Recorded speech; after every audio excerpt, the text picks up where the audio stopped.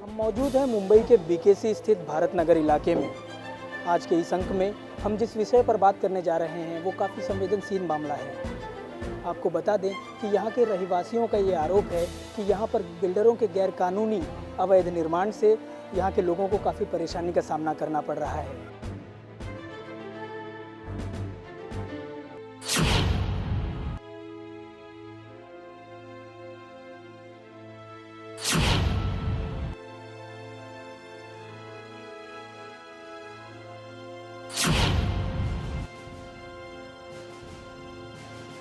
और वो परेशानी क्या है हम इन्हीं से जानते हैं। काफ़ी लोग हमारे साथ मौजूद हैं। आपका नाम? मेरा नाम तोहा अंसारी है। हम यहाँ पर 2015 में हम लोग यहाँ पर डेमोलिशन होके आया था।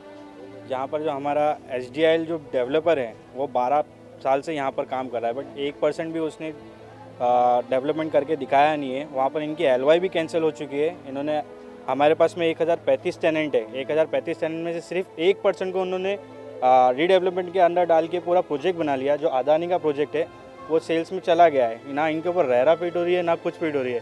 बस हमको लाके यहाँ पर डाल दिया गया है। ना हमारे पास पेपर है ना कुछ है। ये सिर्फ हमें यहाँ पर ऐसा दिलासा दे के बैठेंगे ये आपका रूम है, ना कि हमें यहाँ पर कुछ पेपर दिया गया है ना कुछ दिया गया है। यहाँ पर तो मैं आपसे ये जानना चाहूँगा कि किस तरह से निर्माण कार्य किया गया। पहले आप लोगों के जो मकान थे वो कहाँ थे, किस हिसाब से इसकी शुरुआत हुई और किस तरह से ये आगे बढ़ा। इसलिए ये यहाँ पर हम माडा टेनेंट है। हम 1975 में हम यहाँ पर माडा ने हमें यहाँ पर अलॉट किया था 1975 में। उसके बाद में हमारी एक सोसाइटी बनी थी बसेरा कोऑपरेटिव सोसाइटी, जिसके अंदर 4 प्लॉट हैं, 7, 8, 9, 12। 7, 8, 9, 12 में 1035 टेनेंट है। हम 1035 टेनेंट के जो भी है हम वहाँ पर बसे हुए थे पहले हमारे प्लॉटों के अंदर। वहाँ पर बसेरा कोऑपरेटिव सोसाइटी ने ये डाला है कि ये माडा के टेनेंट नहीं है, ये SRA के टेनेंट है। जैसा कि आपने बताया कि 1000 के ऊपर टेनेंट हैं, तो कितनी सोसाइटियाँ अब तक बन के तैयार हुए हैं, कितने लोगों को रूम अलॉटमेंट हुआ है? हाँ, यहाँ पर 4 प्लॉट में 1035 टेनेंट में सिर्फ एक ही सोसाइटी है, वो है बसेरा कोऑपरेटिव सोसाइटी। बसेरा कोऑपरेटिव सोसाइटी में से ही 1% मतलब सिर्फ और सिर्फ 60 जनों को यहाँ पर तोड़ के डाला गया है, वो भी इलीगल तरीके से, और कहीं पर निर्माण नहीं हुआ है। ये चारों प्लॉटों में से ऐसा ही जगह खाली है। सिर्फ इन्होंने अपने FSI ले ली, FSI लेके अपना सेल्स का काम कर लिया और लोगों को हटा दिया गया। वहाँ पर ना उनको पेपर दिया गया है ना कुछ दिया गया है, सिर्फ तोड़ के डेमोलिशन करके इधर फेंक दिया है। बसेरा कोऑपरेटिव हाउसिंग सोसाइटी में मेरा भी रूम था, जिसको बिल्डर ने धांधली करके नोटिस वगैरह डाल के ज़बरदस्ती पुलिस और एक मिनट, जैसा कि आपने कहा कि बिल्डर ने धांधली की, तो क्या धांधली क्या थी वो? नोटिस वगैरह दे के जबरन SRA में डालना, SRA का नोटिस देना। हम पे 33, 38 नहीं लगता है, तो हम पे ज़बरदस्ती 33, 38 का नोटिस 38 और ये 33 जो बता रहे हैं आप जरा विस्तार से बताइए कि इसका जो नोटिस है ना ये SRA को लगता है, और हम SRA में नहीं आते क्योंकि हम माडा के टैलेंट है। हम पे 33(5) लागू होता है, ये GR है।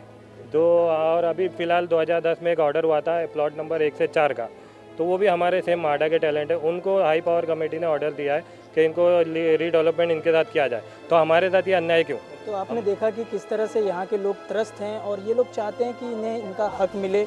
और इन्होंने बताया कि बिल्डर ने इमारतें तो खड़ी कर दी हैं, लेकिन इनका जो हक है वो नहीं मिला है। हमारे साथ इस समय यहाँ पर काफ़ी संख्या में बुज़ुर्ग और महिलाएं भी मौजूद हैं। हम इनसे भी जानते हैं कि किस तरह की समस्याएं इनको आ रही हैं। और बुज़ुर्ग हैं, पहले बुज़ुर्ग के पास चलते हैं। मेरा नाम मोहम्मद हसन इदरीसी। 96 से हमारा श्याम करण इंटरप्राइज से हमारा एग्रीमेंट हुआ था। उस समय लोगों को मालूमात था। उसके बाद में श्याम करण इंटरप्राइज चले गए, लोगों को कुछ मालूमात नहीं। उसके बाद 2005 में आए, क्योंकि तब से हम लोगों ने महाड़ा के टेनेंट हैं, हम महाड़ा से खरीदी करते हैं, प्रोस करते हैं। महाड़ा हमसे प्लांटी लेती 5000 रुपया हमारे नाम से फ़ोटो पास लगा के, जो कि मैंने खुद खरीदा हूँ। 2013 तक मैं भाड़ा भरा हूँ, तो मैं इशारे के तहत कैसे बैठता हूँ? और एक एक घर इन्होंने लेके तोड़ के रख दिए हैं। लोगों को कितनी परेशानी है कि नाला गटर सब भरा हुआ है। आपकी मांग क्या है कि आपको SRA में या फिर महाड़ा में? हमें महाड़ा में चाहिए। हम इशारे में बैठते ही नहीं, हम तो 335 में बैठते हैं। हम 310 में बैठते ही नहीं है। 1 नंबर से 4 तक प्लॉट जो है वो अलग उनका प्राइवेट सोसाइटी है, जो माड़ा के तहत रजिस्टर्ड किया गया है। और बसेरा के नाम से 7, 8, 9, 12 ये महाड़ा के टेनेंट हैं, इनको रजिस्टर किया गया। और ये महाड़ा के रूल्स के मुताबिक इनको घर मिलना चाहिए। और यहाँ पर नवजीवन सोसाइटी, राजीव नगर सोसाइटी, पत्थर नगर सोसाइटी जो MMRD के प्लॉट पे थी, स्लम एक्ट के तहत उनका SRA के अंदर में बनाने का लिया गया। और बसेरा सोसाइटी श्यामकरण से एग्रीमेंट हुआ था, श्यामकरण यहाँ से चला गया, उसने फिर SDIL आया, SDIL कंपनी आई, उसने टेक ओवर अडॉप्ट की। अडॉप्ट करने के बाद में जो SRA में बसेरा सोसाइटी ने SRA में डाला, तो जो SRA के रूल्स के मुताबिक फॉलो करना चाहिए वो इस कंपनी ने फॉलो नहीं किया। और यहाँ 12 नंबर प्लॉट पे 337 का प्लॉट बना करके, जब 225 का CC था, 337 का प्लॉट बना करके बगैर CC बगैर OC के इन लोगों को यहाँ पर शिफ्टिंग डाल दिया गया। बगैर OC और बगैर CC का जो आपने नाम लिया उसके बारे में विस्तार से बताइए। हाँ, बगैर OC के, विदाउट OC ऑक्यूपेंसी सर्टिफिकेट, जो बिल्डिंग फिटनेस है इसको इंजीनियर और SRA सर्टिफिकेट देता है, उन्होंने नहीं दिया। उसके बावजूद भी बिल्डर ने यहाँ पर लोगों को जबरन शिफ्टिंग में डाल दिया है। मैं रोकना चाहूँगा आपको, मैं ये जानना चाहूँगा आपसे कि बगैर OC बगैर NOC की जो बात कर रहे हैं, तो मतलब ये जो इमारतें यहाँ पर खड़ी हैं ये इलीगल हैं? हाँ, यस। तो ये 225 की 2 बिल्डिंग यहाँ बनी हुई है, A2A 3A, जो नवजीवन सोसाइटी ने सुप्रीम कोर्ट तक केस लड़ी और सुप्रीम कोर्ट से जीत के आए, तो उनको OC के साथ में उनको पोजीशन दिया गया। बाकी लोग जो बसेरा के लोग हैं उन लोगों को 14 लोगों को, उनके ही साथियों को 337 का घर दिया गया और इन्हीं 14 लोगों को जबरन अदानी को प्लॉट देने के लिए जबरन तोड़ करके उनको लाके यहाँ पर SRA में 131 का ऑर्डर, जो हाई पावर ऑर्डर कैंसिल कर चुकी थी, यहाँ की जनता को मालूमात नहीं थी और कैंसिल हुए ऑर्डर पर डेमोशन करके इनको जबरन लाके यहाँ पर ठूस दिया गया। इनके अधिकार का हनन किया गया, इनके हक को मारा गया। अब बसेरा सोसाइटी, डायमंड सोसाइटी, जय Hind society, good luck society जो 2008 में टूट चुकी है, यहाँ पर वो पैसे लेके बेच के जा चुके हैं, लेकिन बिल्डर ने कुछ लोगों से 20 लाख, 25 लाख, 30 लाख में उस फाइल को बेच करके और डबिंग में उनको प्रीमियर में शिफ्टिंग में रखा हुआ है। और जो लोग बेच के चले गए, जिनका एनेक्सर में नाम है, उन लोगों को अभी उन्होंने 15 दिन पहले SRA में लॉटरी में देने के लिए लिस्ट को डाला, जो RTA से हमने प्राप्त किया है, जो कि गैर कानूनी है। CBI इंक्वायरी होनी चाहिए।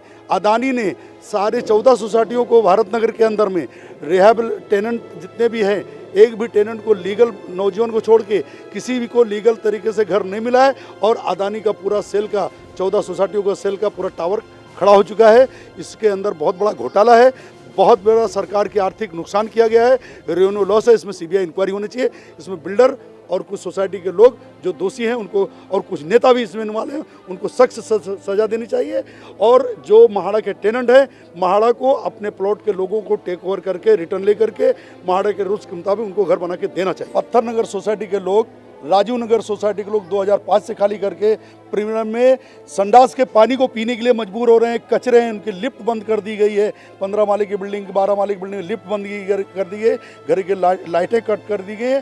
और 16 महीना हो गया, SRA ने उनको अलॉटमेंट दिया है, अलॉटमेंट ओरिजिनल। आपने कहा कि संडास का पानी पीने को मजबूर है, लाइट काट दी गई है, लिफ्ट की सुविधा बंद कर दी गई है, तो ये क्यों किया गया? यस, मैं खुद उन लोगों को, जिन लोगों का 260 लोगों का लॉटरी निकाला गया 16 महीने पहले, उन लोगों का ताबा देने के लिए बिल्डिंग रेडी है। हमने CO मिस्टर दीपक कपूर से मीटिंग किया, सेक्रेटरी देशमुख से बात किया, और अभी जो रजिस्ट्रार वहाँ पर आए हुए हैं, शिंदे साहब, बाजीराव शिंदे, सभी लोगों को OC देने के लिए हमने बात किया। OC पे साइन होने के बावजूद भी वो अभी तक उन लोगों को ताबा नहीं दे रहे हैं और सेल्फ परचेस किए हुए लोगों को लॉटरी निकाल करके और लोगों का हक मार करके काम कर रहे हैं। ये बोलता हूँ, इस भारत नगर में बहुत बड़ा भ्रष्टाचार है और लोगों को आवाज़ दबाने के लिए गुंडों का हमला किया जाता है बिल्डर की तरफ से, इसलिए कोई हिम्मत नहीं करता है।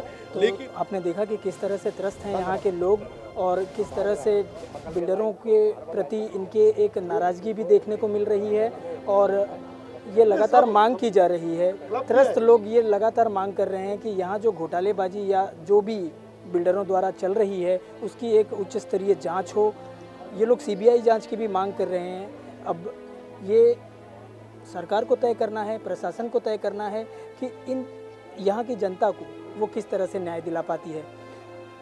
आगे भी इस विषय पर बहस जारी रहेगी। फिलहाल वक्त हो चला एक ब्रेक का। आप देखते रहिए N24 न्यूज़। तुझे यहाँ से शहर कैसा दिखता है? बहुत बड़ा नज़र आता है ये शहर। खुद को बड़ा करेगा ना तो वही शहर छोटा नजर आएगा।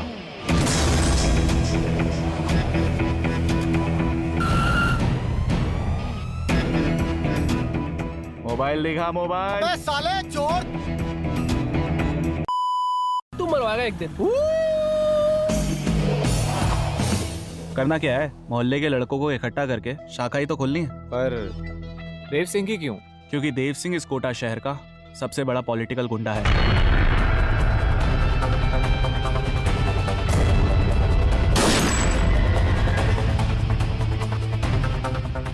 भौंक।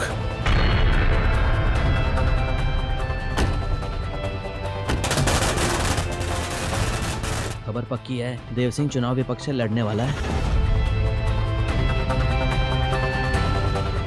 लोग हमें भुला दे, मगर हम कभी भी किसी को नहीं भूलते। सोच रहा हूं कि तुझे बड़ा आदमी बना दूं, मुझसे भी बड़ा।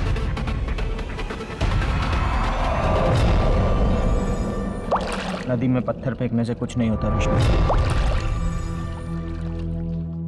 वो बस इतनी बड़ी नदी में डूब जाता है।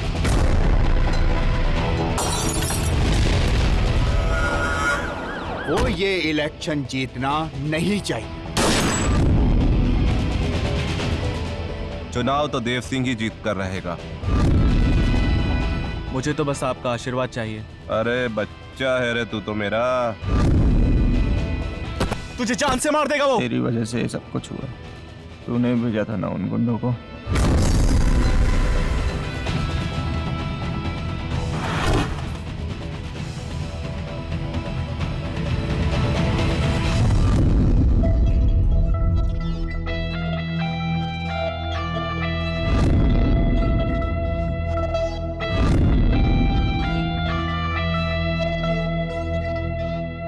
ब्रेक के बाद फिर आपका स्वागत है। मैं हूं अनिल सिंह और आज के इस अंक में हम जिस विषय पर बात कर रहे हैं, आपको मैंने अंक के शुरुआत में ही बताया था कि काफ़ी संवेदनशील विषय है। यहाँ पर बिल्डर की वजह से लोग त्रस्त हैं। तो ब्रेक के पहले हमने देखा कि यहाँ के जो वयस्क और जो बुज़ुर्ग लोग हैं किस तरह से अपनी लड़ाई लड़ रहे हैं, और अब ब्रेक के बाद हम महिलाओं से बात करेंगे कि महिलाओं को किस तरह की समस्या यहाँ के बिल्डरों की वजह से सामने आ रही है। हमारे साथ कुछ महिलाएं हैं, हम चलते हैं उनसे जानते। हम लोग को झूठ बोल के यहाँ लाया गया। पहले तो क्या बोले कि हम लोग तुम्हारे को यहाँ हर चीज़ की सहूलियत मिलेगी। हम लोग तो आना भी नहीं चाहते थे। बोले हर चीज़ की सहूलियत मिलेगी, और यहाँ लाके ना हमारे को पानी की सहूलियत है, ना लिफ्ट की है, कोई चीज़ की नहीं है। लाइट का बिल बोले थे 10 साल तक नहीं भरे जाएगा, और हमको लाइट का बिल एक साथ अभी लाके 2 लाख 3 लाख एक एक के घर के ऊपर दे दिए ले, और नहीं भर रहे हैं तो काट के जा रहे हैं। फिर जाके वहाँ पर माड़ा में वहाँ पैसा भरते हैं, थोड़ा भी भरे तो फिर आके लगा के जाता है, और जो महीने 2 महीने नहीं भरते फट से आके लाइट काट डालते हैं, और फिर 300 रुपया उसका चार्ज भरो और लाइट का बिल का पैसा भरो। ये कब तक हम लोग इतनी परेशानी उठाएंगे? हर चीज़ की परेशानी है यहाँ पर। 96 में हम लोग टूट के आए थे, तो मतलब दीवान ने ये हाल किया था हम लोगों का। जब तोड़ने का नंबर लगाया था उसने, दीवान ने प्लस हमारे जवान बच्चे उठा लिए गए थे घरों से। हम लोग तोड़ने नहीं दे रहे थे, हमारे जेंट्स लोग, तो हमारे जवान बच्चे उठा के 17 लड़के दीवान ने उठाकर रात में बंद कर दिए गए थे। बच्चे जब हमारे इधर उधर भागने लगे, रातों रात उसने उठा लिया, गायब करा दिया। फिर बच्चों को हमने जामीन पे छुड़ाया, तो प्लस उसने हमारे घर तोड़ दिए। पहले क्या किया, 2006 में बाटले निकाल लिए गए, घासलेट वगैरह सब। किसी का हाथ टूटा लेडीज़ का, एम्बुलेंस वगैरह सब साथ में लाए थे, डॉक्टर आए थे, सब आए थे, ऑक्सीजन आया था, सब आया था। तो किसी का हाथ टूटा, कोई गिरा, कोई बीमार हुआ, किसी का ब्लड प्रेशर हाई हुआ। इस तरह से 2006 में झोपड़े टूटे। फिर प्लस जो हम लोग रह गए 14 घर, 2015 में हम लोग को 14 घर को 2200 पुलिस लगाया था। सुबह 9 बजे से लेकर रात 8 बजे तक पुलिस लगी रही थी हम लोग को। जवान माँ बेटियाँ हम दरवाजे पर खड़े रहते। किसी को डायबिटीज़ थी, किसी को ब्लड प्रेशर था, किसी को हार्ट का प्रॉब्लम था। दीवान ने ये नहीं देखा कि ये लेडीज़ लोग के साथ में मैं क्या कर रहा हूँ, और उसने नो एंट्री लगा दी, कोई घुस नहीं सकता अंदर। इधर से उधर इतनी पुलिस, हमको टेम्पू वगैरह, गोनी वगैरह सब लाए और इसमें लाके डाल दिया गया। एक एक दरवाजे 50-50 पुलिस होंगी साहब। हम तो इधर उधर फिर रहे हैं, भटकते, रो रहे हैं, कर रहे हैं। हमारे वाले बाहर वाले आके सामान उठा रहे हैं, कुछ रह गया, कुछ आया, ऐसे करके हमारे साथ में ऐसा करा और बोल दिया तुम्हारे लड़के लोग को बाहर निकालना मत। तो हमारे बच्चे नहीं जाएंगे तो कैसा होएगा? फिर बोलो हमारा सामान हमारा किधर टेम्पो में फेंक दे रहे, लाके यहाँ डाल दे रहे। हम वहीं हैं और हमारा सामान यहाँ पड़ा है। हम घर पे आके देखते, घर भर दिया हमारा सामान से, और हमको मालूम नहीं। आके देखते तो 8 माले पे हमको फेंक दिया। आज हम बीमार, हमको वो हो गया अपना हाथ पैर से हम रह गए। हमारे बच्चे कुर्सी पे ले जाके हमको उतार रहे हैं और हमने बोले भी जाके उसको सुफियान को, उसको बोले कि हमको नीचे का घर दे दो, हम बहुत तकलीफ में हैं, हम नहीं चल सकते, उतर नहीं सकते। हमारी कोई सुनवाई नहीं, मतलब यहाँ तुम मरो या जियो कुछ भी हो, कोई देखने वाला नहीं है। ऐसा हो गया बस। बोले अभी क्या है, वो फतन नगर की भी बोले लॉटरी उठी है, पब्लिक नहीं आ रही है, पब्लिक आएगी उसके बाद देखा जाएगा। तो कब देखोगे? लाइट का बिल लाओ तो ओसी दूंगा, तुम्हारे नाम पे कर दूंगा। तो क्या करेंगे हम नाम पे? आज 3.5 साल से इधर रह रहे हैं, तो अभी तक आके हमको किसने देखा नहीं, तो बाद में क्या देखोगे तुम? हमें मर जाएंगे। अभी क्या हमारी ज़िंदगी है, कब तक की है? हाँ, हमारे बच्चों का तो कुछ अच्छा हो जाए वो सोचे हमने, मगर कुछ होने वाला नहीं है। ये बिल्डर कुछ करने वाला नहीं है। हाँ, बस हमारे को इंसाफ चाहिए और कुछ नहीं चाहिए। जो भी हमारा लाइट का प्रॉब्लम है, ये हमारे लाइट का सॉल्व करे। ये हम लोगों को हर चीज़ की वजह से परेशानी हो, घर में भी बहुत परेशानी है हम लोगों को, हर चीज़ की, लीव की, इसकी, हर चीज़ की, कचरे वाले को पैसा देना, हर चीज़ को देना, मतलब ये बहुत ही परेशानी है हम लोग को। 3 लाख 4 लाख रुपये हम लोगों को ऐसा पैसा आया है, बिल आया है, और हर महीना ये बिल भरना। अगर नहीं बिल भरेंगे पुलिस आ जाती है, लाइट काट के चली जाती है। हमारे पुलिस लोग भी उन्हीं का साथ देते, हम लोगों का साथ नहीं देते। हमारे को हमारे घर के पेपर चाहिए। तावा पत्र दिया है सिर्फ, और कुछ नहीं दिया है हमको। तावा पत्र से क्या होता है, क्या है उसमें? तावा पत्र में कोई हमारा प्रूफ है कि ये इलीगल, मतलब तुम्हारी है ये बिल्डिंग, तुम्हारा घर है ये? नहीं, बोले हमारा घर नहीं है, ये बोल दिया गया है, मतलब ये तुम्हारा घर नहीं है। हाँ, ये घर आपके नहीं है, प्लस हमको अभी नोटिस दे दिया गया, बोले ये आपके घर नहीं है। तो हमारी एक 3 तारीख पड़ गई, एक 24 तारीख है, एक 26 है, उस पर ये बोल रहे हैं तुमको अलाउड नहीं है। ये तोड़ के जब हमको दीवान ने भेजा, इतनी पुलिस लगाई, तो हमको अलाउड कैसे नहीं है ये चीज़? हमको अलाउड होना चाहिए, क्यों नहीं अलाउड कर रहे हैं हमको? तोड़ के तुमने भेजे, सब कुछ आपने किए, और फिर हमको प्लस नोटिस भेज दे रहे हैं आप, और बोल रहे हैं आपके लिए अलाउड नहीं है। ये किस वजह से अलाउड नहीं है? 2200 पुलिस लगाई थी, उस टाइम अलाउड थे, लड़के उठा लिए थे, वो टाइम अलाउड था। उसके लिए सामान तोड़ के फेंक दिया गया, कितना सामान टूटा। जवान माँ बेटियाँ रोड पे खड़ी थी, उस टाइम अलाउड था। हमको अपनी जगह चाहिए, नहीं तो हमारी जगह पे भेज दिया जाए। आपसे भी ये रिक्वेस्ट है, आप इस बात को जरूर दिखाएं, हमारे 9 नंबर वालों को हमारी जगह पे भेज दिया जाए। वो पत्थरे के भी ठोक देगा तो चलेगा, हम चले जाएंगे। हमको उसकी बिल्डिंग नहीं चाहिए, हमको आराम नहीं है।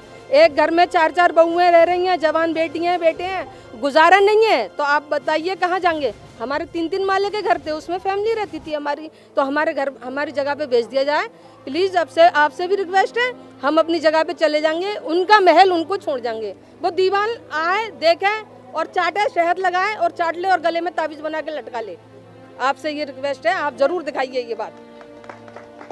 तो आपने देखा कि किस तरह से यहाँ की जनता बहुत परेशान है, त्रस्त है बिल्डरों के गैरकानूनी या अवैध निर्माण से और उनकी गुंडागिरी से भी। चलते चलते हम एक और बुज़ुर्ग से यहाँ बात करना चाहेंगे, जानते हैं वो भी किस तरह से यहाँ की परेशानियों को देखते हैं और समझते हैं। हमने देखा कि किस तरह से यहाँ महिलाएं परेशान थी और बहुत ही बुरी तरह से परेशान है महिला यहाँ पर। उस परेशानी के बाद हम जिक्र करते हैं बुज़ुर्ग से। जी, मेरा नाम हारून खान है, मैं यहाँ पर तकरीबन 40 साल से रह रहा हूँ। और ये जो झोपड़पट्टी 40 साल की नहीं, ये कम से कम 80 साल की है। 40 साल पहले ये बांद्रा वेस्ट में सलाट्रा हाउस के पास कायम थी। जब वेस्टर्न एक्सप्रेस का जब निर्माण हुआ तो हम लोगों को यहाँ पे शिफ्ट किया गया, और वो भी सिर्फ जगह दी गई थी, हम लोगों ने अपने मेहनत के पैसे से बनाया। उसके बाद हम लोगों ने 1996 में यहाँ पर एक सोसाइटी बनाई, यानी हर प्लॉट ने अपनी बनाई, लेकिन हम 4 प्लॉट ने 7, 8, 9, 12 ने मिल के एक कॉमन बसेरा सोसाइटी बनाई।